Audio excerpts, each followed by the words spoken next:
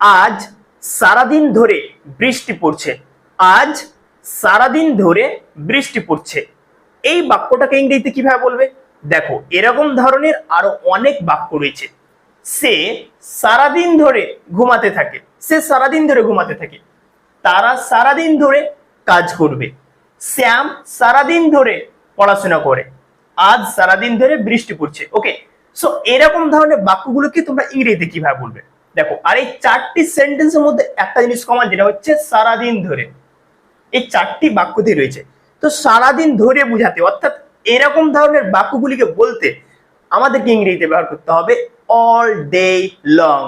All day long, যেটা বাংলা অর্থ হচ্ছে সারাদিন ধরে। ঠিক আছে, তো দেখে নাও প্রথম বাক্যটা কিভাবে তৈরি করবে। সে সারাদিন ধরে ঘুমাতে থাকে। হি keeps sleeping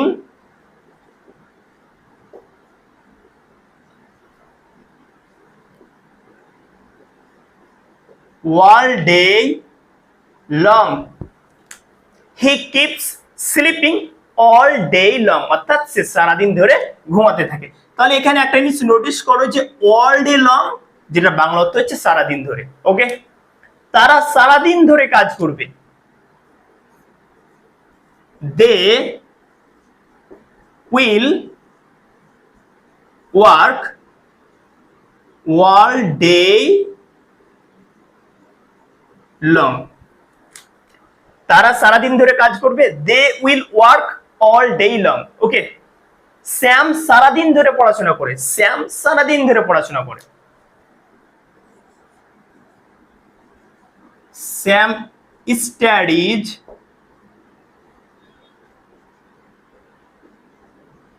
all day long. আজ সারাদিন ধরে বৃষ্টি পড়ছে। ইট মিনস একটা অনগোয়িং অ্যাকশনকে বোঝাচ্ছে, মানে কাজটা চলছে, বৃষ্টিটা পড়ছে। সেই বাক্যটাকে আমরা এইভাবে তৈরি করব,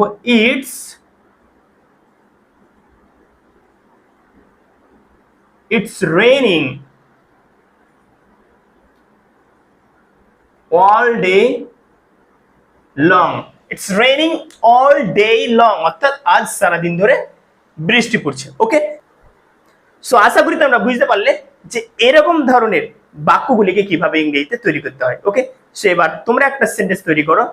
তারা সারাদিন ধরে ফুটবল খেলছে। তারা সারাদিন ধরে ফুটবল খেলছে। এটার ইংরেজি কি হবে? Let me no in the comment section. এটা অন্য কারোর কলম। এটা অন্য কারোর কলম। এই বাক্যটাকে ইংরেজিতে কিভাবে বলবে? দেখো, এরকম ধরনের আরো অনেক বাক্য রয়েছে। তোমার সাথে অন্য কেউ যাবে। এটা হয় অন্য কারোর বাড়ি। এটা অন্য কারোর কলম। সেখানে অন্য কেউ কাজ করে। ঠিক আছে, সো এরকম ধরনের বাক্যগুলো আমরা কিন্তু আমাদের ডে টু ডে লাইফে বলে থাকি। সো পয়েন্ট হচ্ছে যে এরকম ধরনের বাক্যগুলোকে আমরা ইংরেজিতে কিভাবে বলবো। আর এই চারটি সেন্টেন্সের মধ্যে একটা জিনিস কমন, যেটা হচ্ছে অন্য কেউ বা অন্য কারো। অন্য কেউ বা অন্য কারো। ঠিক আছে, সো অন্য কেউ বা অন্য কারো বুঝাতে আমরা ইংরেজিতে কি ব্যবহার করব? আমরা ইংরেজিতে ব্যবহার করব সামওয়ান এলস। সামওয়ান এলস, যেটা বাংলা অর্থ হচ্ছে অন্য কারো বা অন্য কেউ। ঠিক আছে, তো প্রথম বাক্যটা দেখে নাও, তোমার সাথে অন্য কেউ যাবে। তো এই বাক্যটাকে আমরা সামওয়ান এলস দিয়ে তৈরি করব।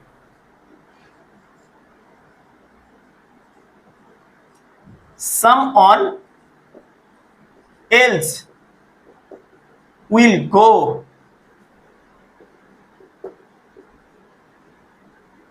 with you. দেখতে পেলে? Someone else will go with you, অর্থাৎ তোমার সাথে অন্য কেউ যাবে। তাহলে এখানে অন্য কেউ বুঝাতে আমরা someone else ব্যবহার করলাম। এটা হয় অন্য কারোর বাড়ি। এটা হয় অন্য কারোর বাড়ি। This is someone else's house. This is someone else's, এখানে অ্যাপোস্ট্রোফি এস দিয়ে দিয়েছি। This is someone else's house, অর্থাৎ এটা হয় অন্য কারোর বাড়ি। ঠিক আছে, this is someone else's house. এটা অন্য কারোর কলম। This is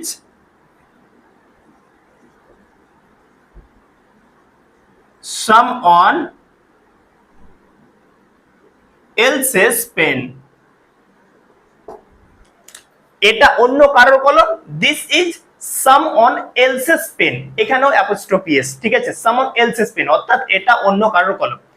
সেখানে অন্য কেউ কাজ করে, সেখানে অন্য কেউ কাজ করে,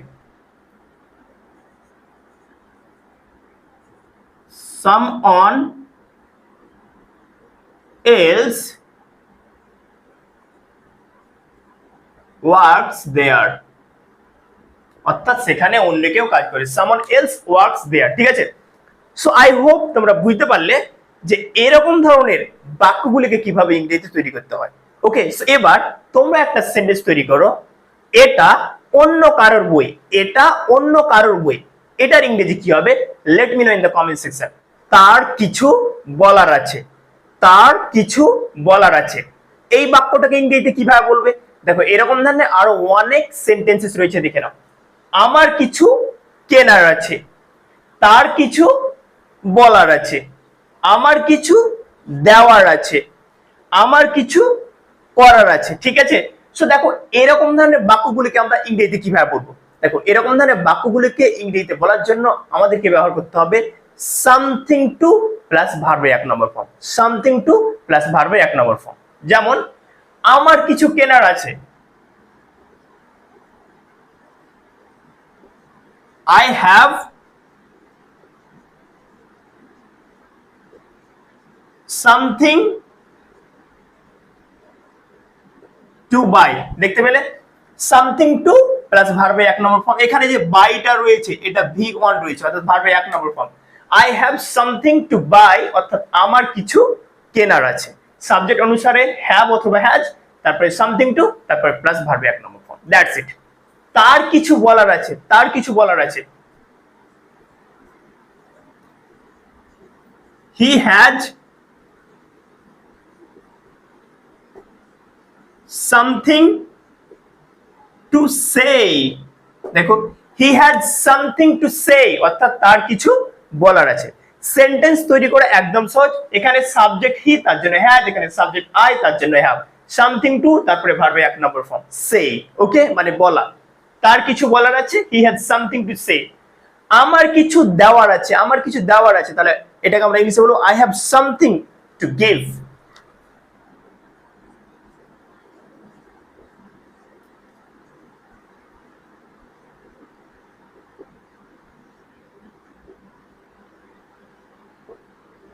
হয়ে গেল I have something to give, অর্থাৎ আমার কিছু দেওয়ার আছে, আমার কিছু করার আছে, আমার কিছু করার আছে, ওকে। I have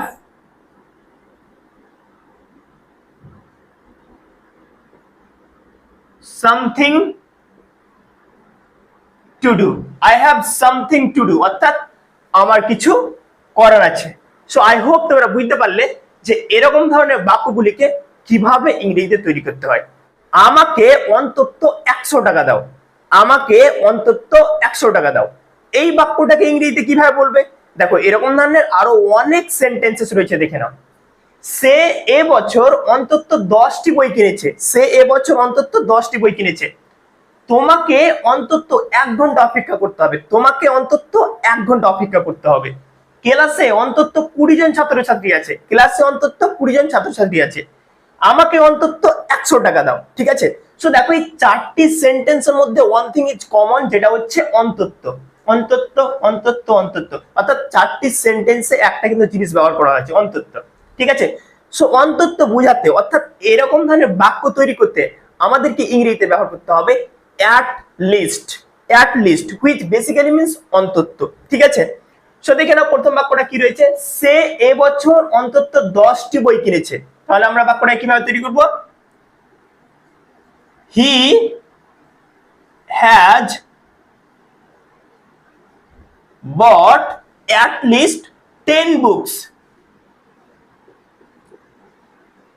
at least 10 books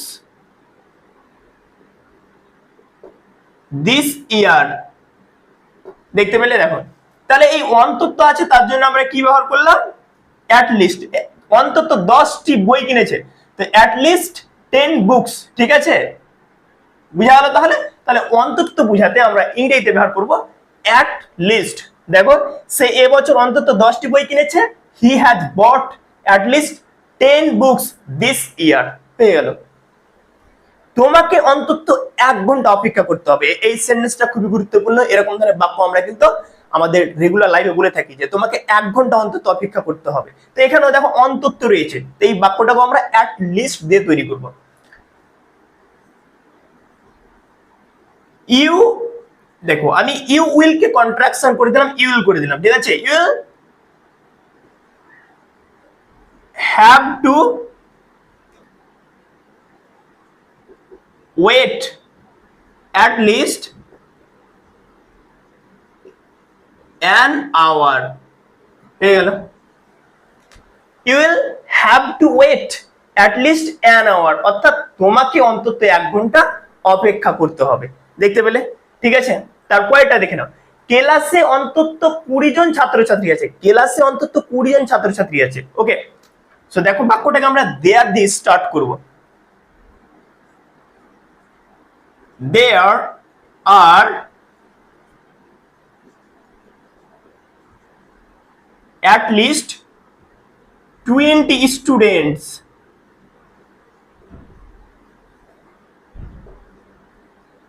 in the class। there are at least 20 students in the class, অর্থাৎ ক্লাসে অন্তত 20 জন ছাত্রছাত্রী আছে। তাহলে দেখে নাও অন্তত বুঝাতে এখানেও কি ব্যবহার করা হয়েছে at least, এখানেও কি ব্যবহার করা হয়েছে at least। ঠিক আছে। আমাকে অন্তত 100 টাকা দাও, আমাকে অন্তত 100 টাকা দাও, তাহলে আমরা কি বলবো? Give me at least 100 rupees. হয়ে গেল। আমাকে অন্তত 100 টাকা দাও, give me at least 100 rupees, অর্থাৎ আমাকে অন্তত 100 টাকা দাও। সো আই হোপ তোমরা বুঝতে পারলে যে এরকম ধরনের বাক্যগুলিকে কিভাবে ইংরেজিতে তৈরি করতে হয়। তুমি কোনো কাজের নও, তুমি কোনো কাজের নও, এই বাক্যটাকে তুমি ইংরেজিতে কিভাবে বলবে? দেখো এরকম ধরনের আরো অনেক সেন্টেন্সেস রয়েছে, দেখে নাও। তোমার ধারণাগুলো কোনো কাজের নয়, তোমার ধারণাগুলো কোনো কাজের নয়, অর্থাৎ তোমার আইডিয়াস গুলো কোনো কাজের নয়। এরকম ধরনের বাক্য আমরা কিন্তু আমাদের ডে টু ডে লাইফে বলে থাকি।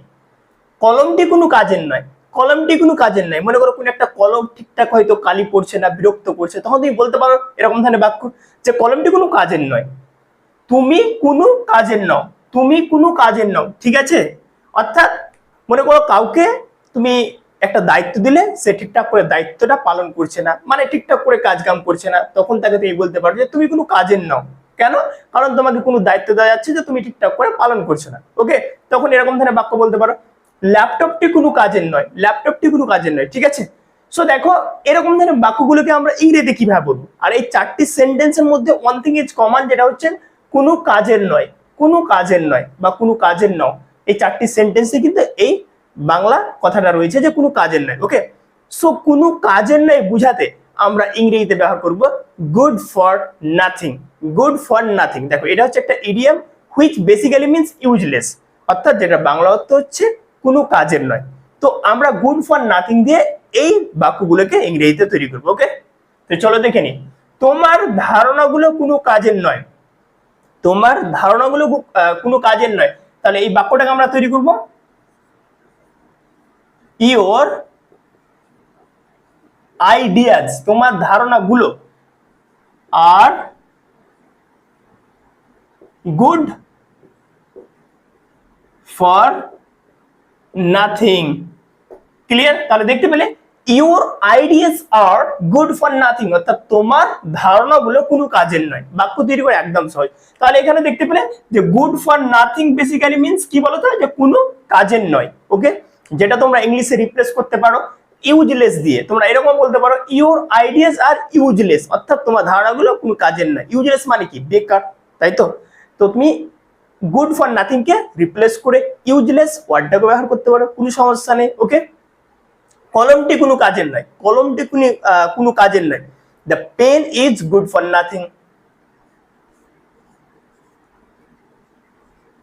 The pen is good for nothing, the pen is good for nothing অর্থাৎ কলমটি কোনো কাজের নয়। দ্যাটস ইট, বাক্য তৈরি করা একদম ইজি পিজি। ওকে, তুমি কোনো কাজের নও, তুমি কোনো কাজের নও, এটাকে আমরা ইংলিশে বলবো you are good for nothing, you are good for nothing, you are good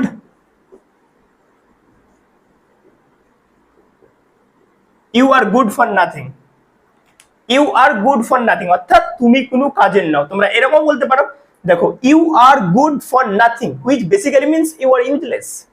okay, you are lazy. Okay, তুমি কোনো কাজের নও, you are good for nothing.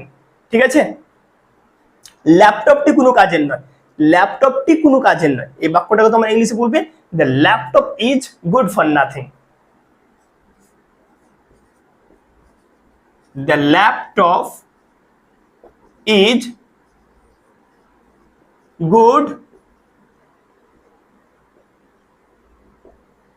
The laptop is good for nothing. তাহলে দেখতে পেলে যে গুড ফর নাথিং মানে কি বলতো, গুড ফর নাথিং মানে হচ্ছে কোনো কাজের নয়, অর্থাৎ good for nothing means useless. Okay, so আশা করি বুঝতে পারলে যে এরকম ধরনের বাক্যগুলোকে কিভাবে ইংরেজিতে তৈরি করতে হয়। Thanks for watching this video. ভিডিওটি ভালো লাগলে অবশ্যই লাইক করবেন এবং বাংলা থেকে ইংরেজি শেখার জন্য আমার এই ইউটিউব চ্যানেলটিকে অবশ্যই সাবস্ক্রাইব করুন। Thank you.